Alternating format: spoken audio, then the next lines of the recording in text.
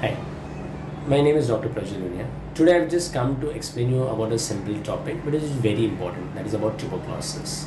Because if we can treat this disease properly and diagnose it, we should be able to try to eradicate or at least try to prevent it from getting resistant TB. Tuberculosis is of two types, pulmonary and extrapulmonary. When we say pulmonary, pulmonary means inside the lungs. फेफड़े के जो TB है उसको बोला जाता है pulmonary TB. उसके अलावा पूरे बॉडी में कोई भी ऑर्गन जो अफेक्ट होता है that is called extra pulmonary TB. वो आपकी आई इन्वॉल्वमेंट हो सकती है, कान हो सकता है, गला हो सकता है, गले की गांठ हो सकती है, लंग किडनी का हो सकता है, पेट का हो सकता है, कोई भी ऑर्गन का टीबी हो सकता है. Today my focus will be more on pulmonary TB because सबसे ज़्यादा जो इंडिया में कॉमन है वो है पल्मोनरी ट्यूबरकुलोसिस. ये चीज़ आपको समझना ज़रूरी है. जब मैं आपको बोल रहा हूँ पल्मोनरी टीबी, फेफड़े की टीबी, यानी ये जो टीबी है वो एक से दूसरे को फैल सकती है.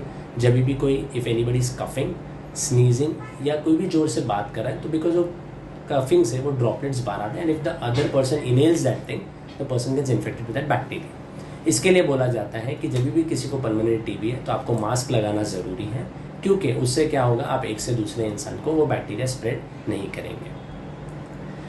जब पेशेंट को फेफड़े के बारे में जो पानी की टीबी होती है तो ये चीज़ बताना बहुत ज़रूरी है. काफ़ी बार हमारे पास पेशेंट आते हैं जिनको प्लूरल इफ्यूजन होता है. जो पानी की टीबी होती है वो एक से दूसरे को नहीं फैलती है. तो दिस इज़ वेरी इंपॉर्टेंट. ये चीज़ समझना बहुत ज़रूरी है. ये स्टिग्मा निकालना ज़रूरी है, क्योंकि नहीं तो हर एक को लगता है किसी को मेरे इसको टीबी ऐसे दूर हो. ऐसा नहीं होता. जिसको फेफड़े की टीबी है उसको एक डिस्टेंस पे रहना है. वो कोई अनटचेबल नहीं है कि आप उसको टच नहीं कर सकते, ऐसा नहीं है. ओनली थिंग है जब खांसी वासी कर रहा है तो उसको ध्यान रखना है, स्पेशली जब 1 month at least like 2 weeks to 1 month, because that is the time period जब वो पेशेंट इन्फेक्शियस होता है जो एक से दूसरे को बीमारी फैल सकता है. बट एक बार टीबी की दवाई चालू होने के बाद उसके infection with in 10 to 15 days वो खत्म हो जाते हैं और वो is not able to spread. अभी पल्मोनरी टीबी में आज की तारीख में जो मेन इंपॉर्टेंट थिंग है जो सबको पता होना चाहिए कि जब स्पूटम टेस्ट हम बोले जाते हैं तो अर्ली मॉर्निंग सैंपल दिया जाता है. बिकॉज वो अर्ली मॉर्निंग क्यों बोला जाता है, क्योंकि दैट इज़ द टाइम जब आपका कफ अच्छे से निकलता है. अर्ली मॉर्निंग यानी आप नाश्ता वाश्ता करके नहीं, सुबह उठिए, ब्रश करके तुरंत जो भी कफ आता है वो एक डब्बे में स्टराइल कंटेनर में जमा करिए, वो लेके टेस्टिंग के लिए देना है. This is specially for my colleague friends. That when you are asking for a sputum test, I would suggest instead of just asking AFB smear 3 days or 2 day sample, better ask for a sputum for gene expert and sputum for AFB culture. Because the gene expert is the most sensitive test, वो आपको early diagnose करेगा.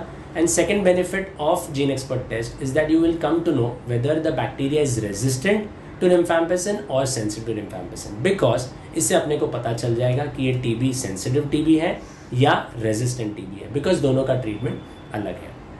सिर्फ TB diagnose करना is not important.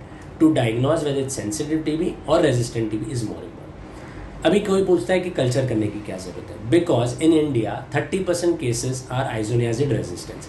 तो जब तक आप culture grow करके उस पर DST नहीं करोगे तो आपको पता नहीं चलेगा whether it is isoniazid resistance, pyrazinamide resistance और combutol resistance. That's called polydrug resistant TB.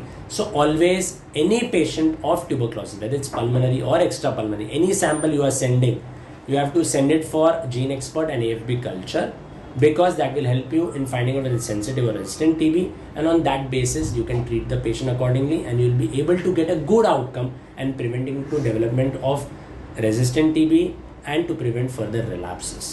Thank you.